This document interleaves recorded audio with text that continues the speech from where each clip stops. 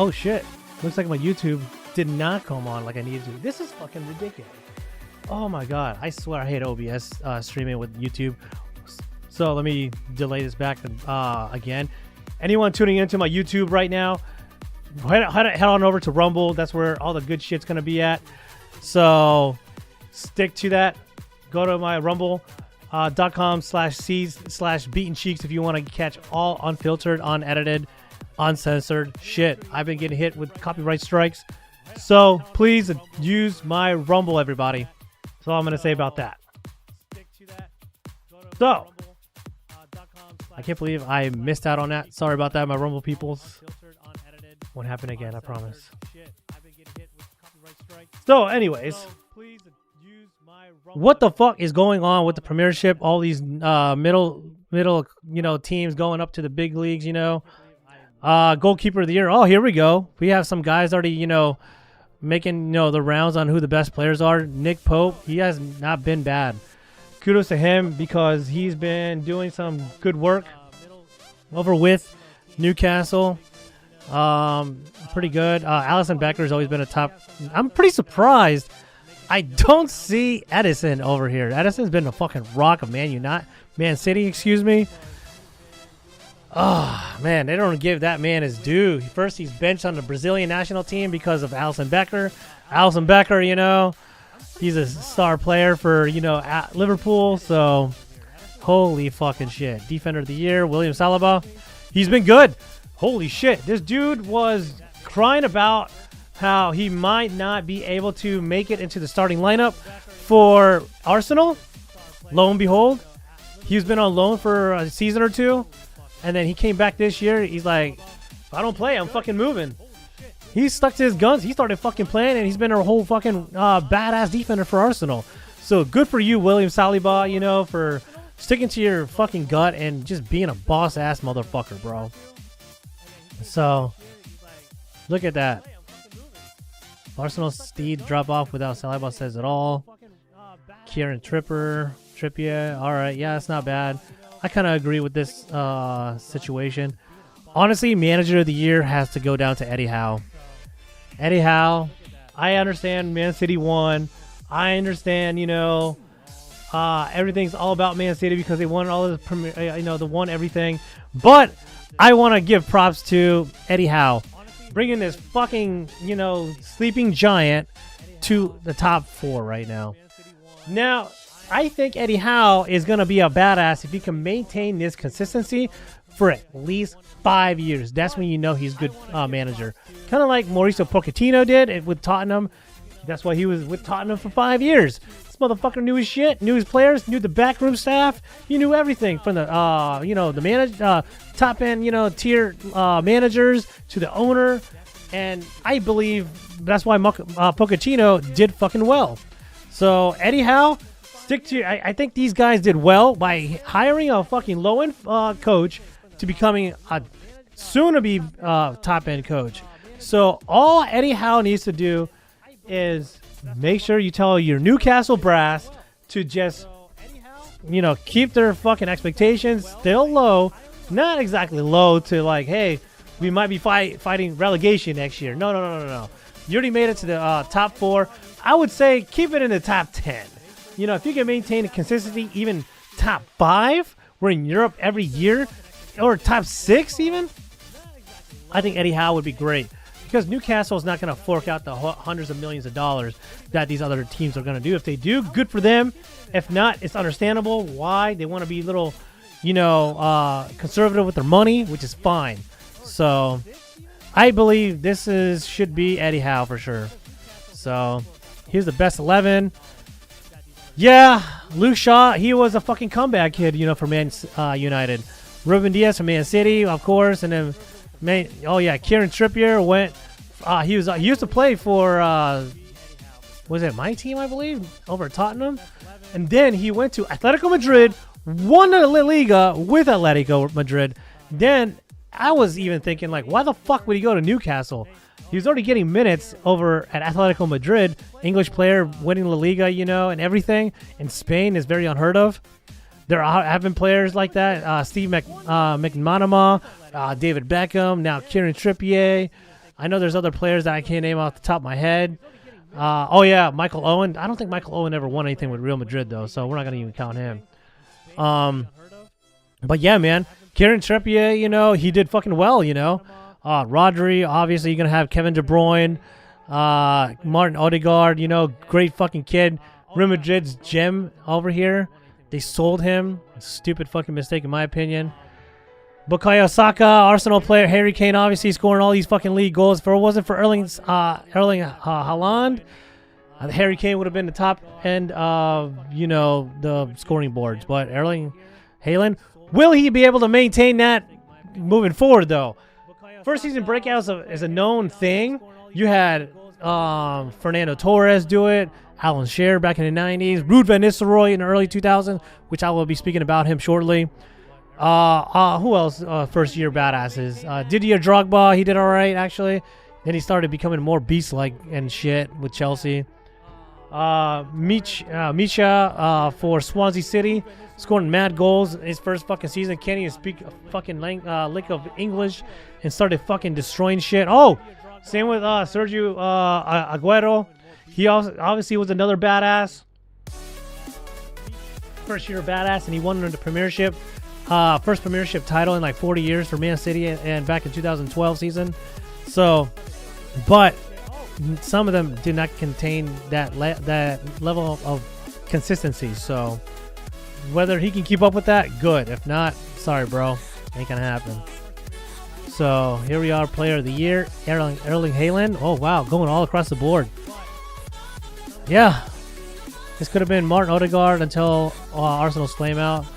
As Gunners went out with a whimper. Yeah, they lost fucking so many games these last few months. If they didn't lose any games, they would have definitely won the Premiership.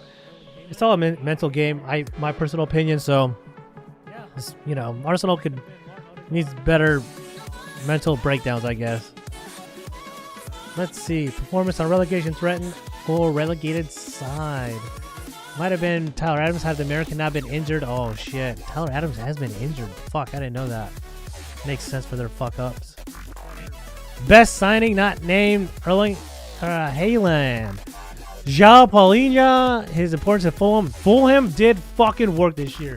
They were expected to be relegated, but luckily they didn't get relegated. They actually fucking did above Chelsea, their next door neighbors. Fucking Chelsea, multi-billionaire club. Fulham are technically a billionaire club too, because they are owned by none other than the Jacksonville Jaguars owner as well. Good old Khan. He owns, yes, everybody, NFL football owner of the Jaguars is also the owner of Fulham. I think he's finally coming to make sense of his football team in America as well as his football team in England. He doesn't understand. I think he's starting to slowly understand how important it is for the fans of Fulham. Honestly, I kind of want to jump ship from Tottenham to Fulham. I have never been to Fulham Stadium. I think it's Craven Cottage, I believe. I never been. I can't believe I never went to that stadium. They're really right across the road from where I was living at when I used to live near West London, you know. So I used to go to Stamford Bridge. I went to Highbury. I went to the Arsenal Stadium many times. White Hart Lane back in the day, obviously. Been to Wembley many times. I have a picture of that somewhere. I'm gonna have to find it and put it like on my wall or some shit. But yeah, man. I really like Fulham. This Portuguese midfielder, João Paulinho, he did fucking great work, you know. So good for him. Young guy too. So, and he was a badass signing. He wasn't worth. They didn't buy him for very much either. So, Gabriel Jesus deserves a mention and is right up there. But it's Casemiro for me. We're gonna talk about the best signings more shortly. So, Club of the Year, Brighton to finish in the European spots after losing Graham Potter. Graham Potter went to Chelsea, as a lot of people are not very well aware. He went to Chelsea for the money, got fired, not even like a full half season in, bro. He fucking bought all these players in a winter transfer window, and he still couldn't make the cut to stay with Chelsea. He just couldn't do it, man. Like Chelsea's new owner, he is very cutthroat, it seems. The owner for the Dodgers, or his consortium, is the owner, whatever the fuck. And he's like, man, fuck this shit. This guy can't get shit done. This motherfucker can't even get us a single win. Fuck, man. Fuck this guy, right? So they fired his bitch ass. Brighton. I gotta agree. Club of the year, I would say Newcastle, in my opinion. Even though Brighton has been doing some pretty good fucking work, so I would have to say Brighton has been well. But I'm gonna have to give it to Newcastle. This is my opinion. So moment of the season: Manchester United or Manchester City 4-1 against Arsenal. That was a very good one. Very, very, very, very good. Harry Kane scoring 267th goal to become Tottenham's record score. Yeah, Harry Kane. Let's move on, bro. Move the fuck on from my team. Honestly, my team's in shambles. Disappointment of the season. The big six. You can make a case for 3 of the traditional big boys and maybe 3, even 4, considering whatever Arsenal's been doing since April. The Gunners, they did fuck up. Whether Liverpool's mentality slippage and excuse making, Chelsea's whirlwind everything, or Tottenham's shocking waste of Harry Kane and maybe Antonio Conte. Well, wow. Everything about Tottenham's season that wasn't Harry Kane breaking the club scoring record. Biggest head scratcher of the year. I cannot disagree more with this. I already made a mention of this before this article even came out, so call me the future predictor. Man of knowing things that's coming up in the future. And guess what? I've been talking shit about my team just hard as I've been talking shit about everything else. I said Tottenham need to fucking change shit up, starting with Daniel Levy. That dude, I'm going to keep saying it every week. Get the fuck off that board, bro. Get fucked, dude. Get hit by a fucking car. Go kill yourself. I don't give a shit. Yeah, go get the fuck out of here, man. Get fucked, dude. Daniel Levy's a piece of shit. We had a fucking great goddamn manager, Antonio Conte. You have all the money. You have all the resources to help him out. You can't even do that. You can't be like, you got to work with these fucking players right now that you have and then win everything. Man, fuck you.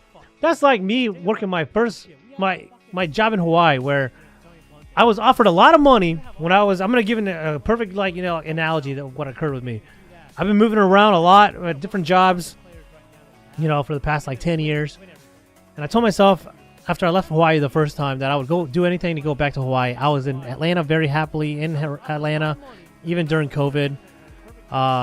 Didn't really affect Atlanta very much. I liked it.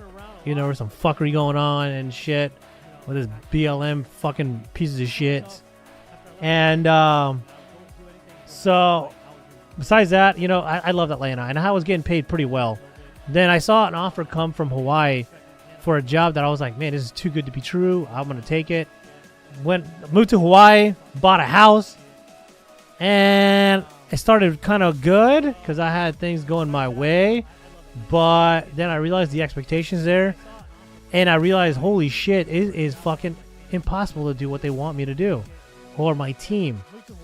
So what I did was I stayed there for the money, and then I was sick of it, and I took like a 15-20% pay cut to stay in Hawaii to go to a more stable environment.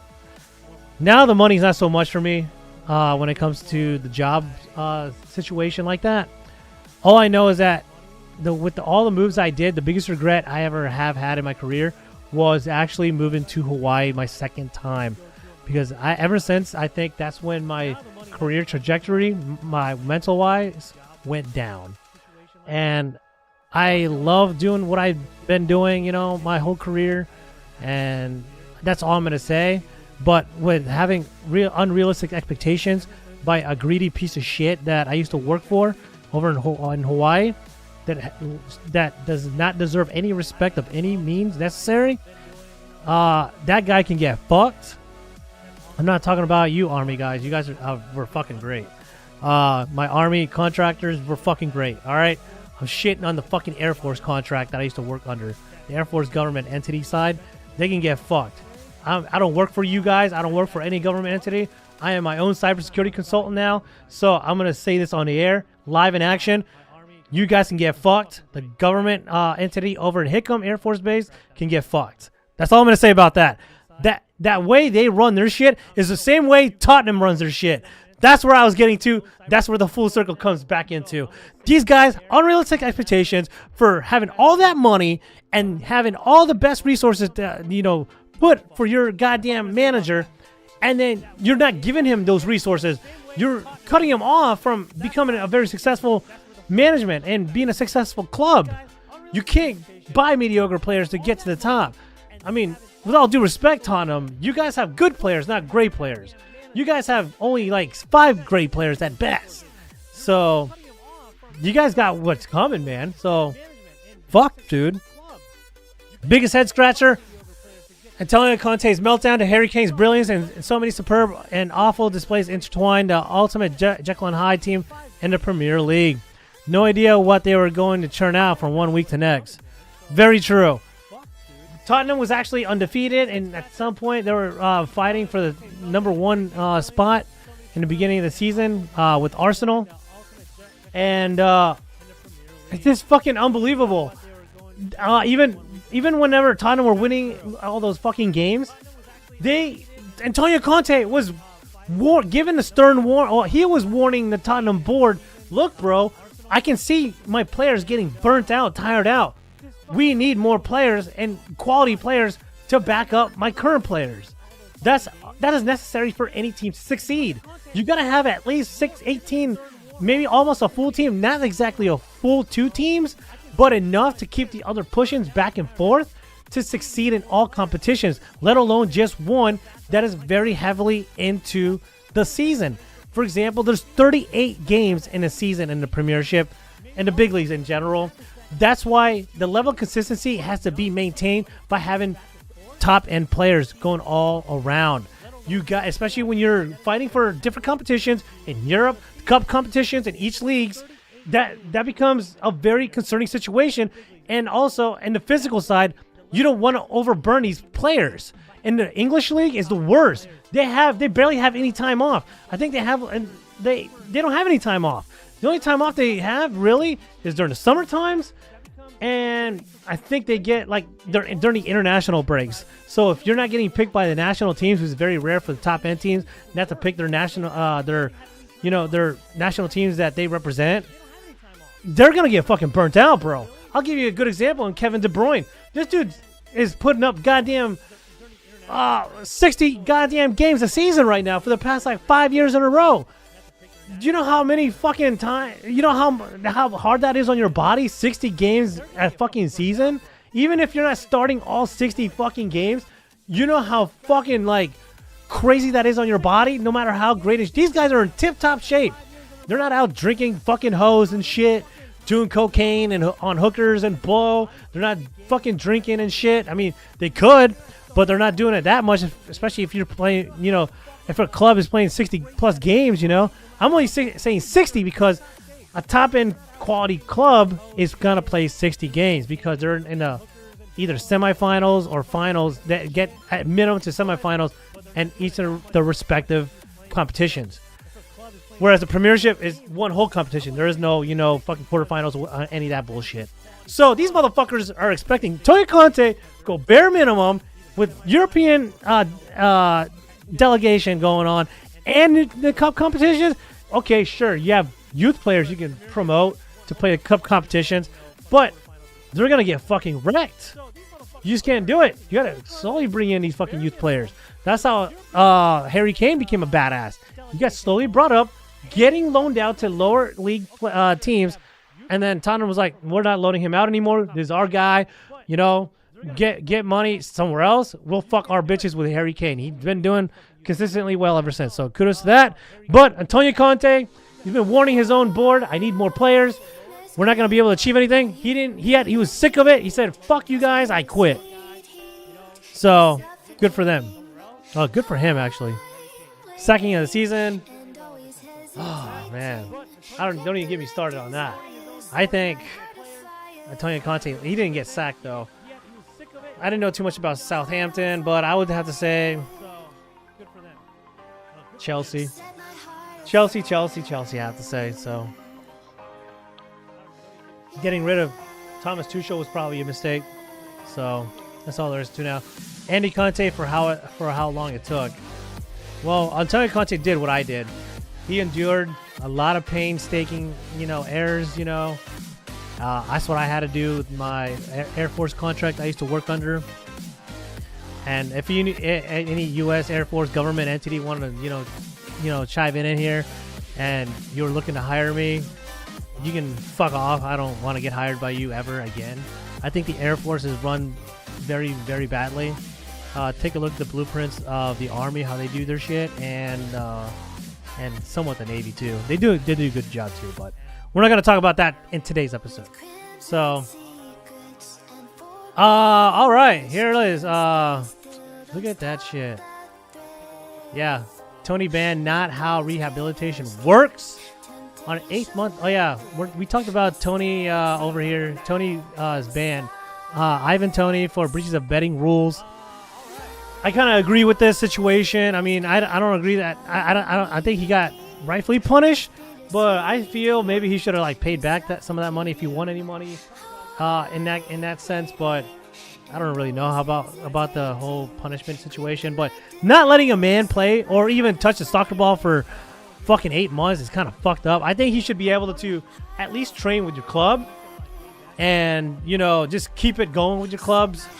But fuck, bro, 8 months, you can't even be, and you can't even put yourself out there, to anywhere near a soccer field. It's kind of fucked up. But that's just my take on that. Let's talk about Juventus, man. I slowly touched up on this on Wednesday's episode. Juventus were second place, and now they are not.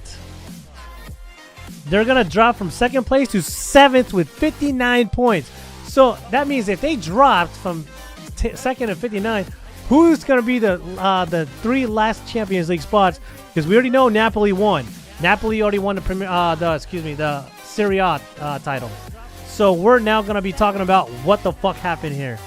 So let's go to this. Let's see who's going to be. Okay. Juventus. Damn.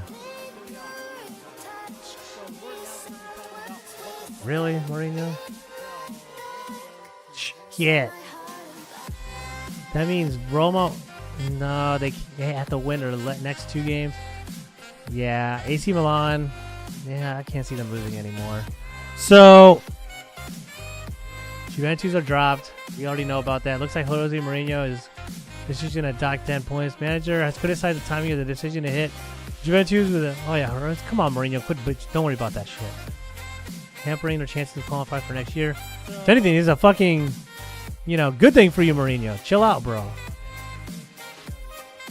Even for Juventus, our approach would have been different if we had known before the games of whatever. I'm sorry for Allegri and his players, but at the league level, I have to say that it changes things a little. Roma's surprise result left them 1 point behind 5th place Atalanta and 4 off AC Milan in 4th with 2 games remaining. For me, but no, I no longer want to talk about this. I am sorry for professionals who work like me because they pay for errors that directors and maybe the club did. We talked about that on Wednesday's episode, how Pep Guardiola should not be punished for the shit going on behind the scenes. Same thing with Allegri and shit. So yeah, they've been hit with a 10-point penalty going into the season. It's going to dock them from going to the Champions League, and it's going to lose them money moving forward. Because, when it comes to TV deals and, qualifying for the big championships, that's how you get a lot of viewership from across the world and sponsorship deals. Don't forget that, guys. That's where a lot of big money is. That's how these players are getting paid, So, the ruling also acquitted 8 club executives, including former Juve Vice President Pavel Nedved. Oh, fuck, man. I forgot about it. He used to be the VP. And great player. He was a Czech player, and he was a fucking badass too. Yeah, he's definitely a world-class player to have watched. Oh my god, he was a badass. Let's see. Okay, so they acquitted them. That's good. Won 59 domestic championships and cups since 1905, including 36 championships, only 5 European championships, 2 UEFA Champions League titles, and 3 UEFA Europa League titles. Sorry, Juve. You guys are shit out of luck, bro. I will never be able to help you. Borussia Dortmund. Matt Hummels has extended his deal by 1 year until the end of 2024 season. That's good. 3 captains alongside. Wow. Jude Bellingham is a captain for them? That's fucking crazy. I already knew Marcus Ruiz is going to be them. Okay, cool. So, good for you. He went to Bayern Munich and was loaned to Dortmund. Yeah, he did go to Bayern Munich for 3 seasons. He won everything with Bayern except for the Champions League. The year he leaves Bayern Munich, they all win everything. Poor guy. Hey, who gives a fuck? I think Matt Hummels has been one of the best players in the German team. And he is a fucking rock. That dude was a fucking badass. So, he's going to retire soon for sure. And I think he had a good legacy coming up. So, hopefully he leaves on a high. I think Borussia Dortmund, I don't think they're going to choke this upcoming weekend. So, we'll see. Raheem Sterling finally being dropped by the English team. Holy fuck. Damn. Raheem Sterling being left out. Very expensive player. Chelsea bought him last year for like 60 million euros. And he has been starting every game, but unfortunately, due to the whole demise of Chelsea, they can't get shit done with him. Even though he starts every game. Yeah. You don't deserve it, bro. You don't deserve it. You don't deserve to be on the English team right now. Sorry, bro. So that's all I got to say about that. And I think that maybe this motherfucker, he fucked up by going to from Man City to Chelsea. He should have stayed at Man City. They would have had a very good squad regardless. And they fucked up. Cosford, Tyrone Mings, good for him. And Brighton's Lewis Dunk. But Sterling will focus on clearing his mind and getting over his injury problems this summer. He wasn't, I wouldn't say injury prone this year, but he had his issues, that's for sure. Just because of straight facts of going on with the bullshit at Chelsea, the drama. All that, fucking dog shit. So, sorry, Raheem Sterling. First season has been disrupted by unprecedented injury problems, several changes of manager, and the incident at his home. Oh, yeah. There's been a lot of people breaking into homes of famous soccer players right now in all over Europe, mainly England. I think these guys should invest in some guns. If you've been to England and lived in there like I have, you guys gotta know they're very anti-gun. Police don't even carry guns. If it's a fucking joke of a country. Their whole how they live society over there is a bunch of fucking pussy ass, pandering ass, woke ass, bitch ass niggas, like Dave Chappelle says. They are fucking bitch woke pussies over there. Biggest fucking cunts over there. And it's starting to show, why a lot of people are not trying to live in England. And that's why a lot of these soccer players, I'm pretty sure they want to say some shit, but I'll probably get docked every fucking, time they want to fucking mention anything. So you know what? Get fucked is what I say. I think everyone needs to fucking leave England. You get paid more money in Germany and also in Spain. So that's where my focus would be if I was these famous players. You get robbed at your house more than once, get the fuck off fucking England. You can still represent England, I guess, or get better security. I don't know, dude. Or hire bodyguards when you're not home. You can do that. You have all that money. Fucking do it, bro. Just fucking do that shit. So that's where I suggest. And yeah. Let's see. Raheem Sterling get fucked. All right. Now we're gonna talk about this guy, Ruud van Nistelrooy. Ruud van Nistelrooy. He's one of my top end strikers I followed growing up as well. He wasn't my favorite, but definitely one of my favorite to watch.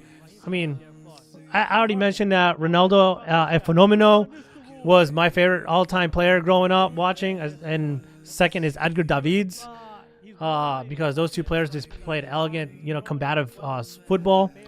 And Ruud van Nistelrooy happens to be part of the Orange Project, is what I used to call it. The Dutch teams. They always brought out the best fucking players, It just sucks they never won anything. But at least they made it to the World Cup final 2010 with a pretty fucking, bomb-ass squad. And unfortunately, Ruud van Nistelrooy didn't make that cut because he got injured, unfortunately. But nonetheless, Ruud van Nistelrooy just recently quit with immediate effect because he's not getting the backing. PSV is over in Eindhoven. I've been there before, too, in the Netherlands. Netherlands is a beautiful country. A little bit, kind of like I don't know what it is, man. It's like Western Europe is all fucking cloudy all the time. There are some beautiful. I think I found more beautiful days in the Netherlands than I saw in fucking Germany and England, especially England. I never lived in Germany, but I don't think I went to Germany on a fucking nice, beautiful day. That's for sure. It was very overcast, cloudy all the fucking time. Jesus Christ. Belgium, more or less the same way. Paris was nice sometimes when I was there. So, but yeah. Anyways, the Ruud van Nistelrooy's quitting. He's not getting this proper backing that he deserves to get, and I think he should leave too. I think any club team that claims to say, "Hey, you know, upon hiring, we're gonna get you all the resources that you can get, but we're gonna give you like a certain, like, I don't know, a limit, you know." Only then will you work with that limit is good. Hopefully Van Nistelrooy did get that. If not, I understand why he'd be quitting. And personally, I would do the same. And I'm pretty sure that's what Antonio Conte came in believing as well and was told. I'm pretty sure Daniel Levy's snake fucking, man, I almost said the F word. Anyone that doesn't, just go to fucking, man, I'm about to cut this shit off on YouTube, guys. I really want to say this shit. Yeah, I'm about to say fuck it. Just go to YouTube. I mean, Rumble, everybody. Everyone, go to my Rumble right now. I want to say some real fuckery. I want to say some real, you know, good shit. Everyone, go to my Rumble right now. Rumble, it's over on my link tree down below in the description. Find it right there. I'm gonna go ahead and give you the Rumble code next time in my stream. So please go to my Rumble immediately. Just look for Beaten Cheeks and immediately right now. So let's go to Rumble. Let's go to Rumble.